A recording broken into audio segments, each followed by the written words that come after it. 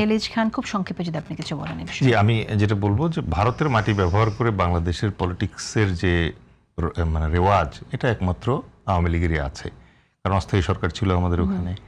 আপনি দেখবেন বিএনপি জামায়াত কিন্তু কখনো ভারতের মাটিতে বসে পলিটিক্স করার চেষ্টা করে নাই। তারা যতই মারধর খাইছে দেশের মাটিতে থেকেই চেষ্টা করছে।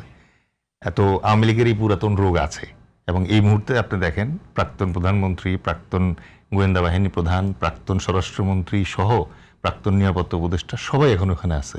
প্রাক্তন রাষ্ট্রপতি শুধু গেলে পরে পুরো ক্যাবিনেট হয়ে গেল ওই জায়গায়, ঠিক আছে। সুতরাং আমার কাছে মনে হয় রাইট নাও ইন্ডিয়ার যে ডেসপারেটলি তারেক রহমানের গভর্নমেন্টের সাথে সংযোগ স্থাপন করার চেষ্টা করছে, এই যে ধরেন রিচার্ড গোরের যাওয়া আসা,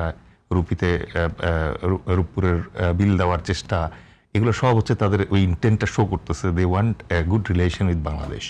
বাট এই ঘটনা যদি ঘটে তাহলে কিন্তু এটা ব্যাহত হবে চরমভাবে।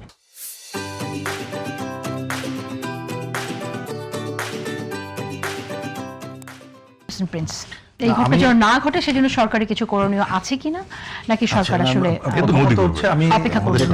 ওই ভারতের সংসদীয় কমিটির যে বক্তব্য যতটুকু এসেছে বা তাদের প্রধানমন্ত্রীর বক্তব্য, তারপরে যে ঘোষণাটা দেখলাম, এটা তো সাংঘর্ষিক, এটা হয় না। আমি অবশ্য আপনার এখানে আসার আগে অনলাইনে দেখছিলাম, আবার কোনটা সত্য মিথ্যা জানি না, যে না উনি ভাষণ দেবেন না, থেকে খালি ধন্যবাদ জানাবেন।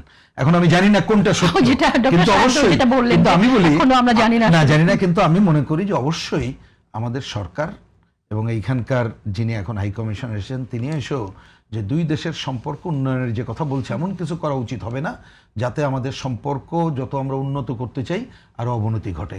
সেক্ষেত্রে নিশ্চয়ই আমাদের সরকার তাদেরকে এ ব্যাপারে ইতিবাচক ভাবেই বলবেন। তারপরে পররাষ্ট্র উপদেষ্টা রাষ্ট্রদূতের সঙ্গে তিনি বসেছেন এবং এটা বসে তারা আলোচনা সাপেক্ষে অনুরোধ করেছেন। তারপরে যদি ওই কথাটুকু এসে থাকে তাহলে সেটা কি পজিটিভ, এটাই বলেছেন। আমি জানি না, যেটা আমি আসার সময় অনলাইনে যেটা বললেন এই কথাগুলি বলেছেন আজকে রাষ্ট্রদূতকে পররাষ্ট্র উপদেষ্টা দেখা করে।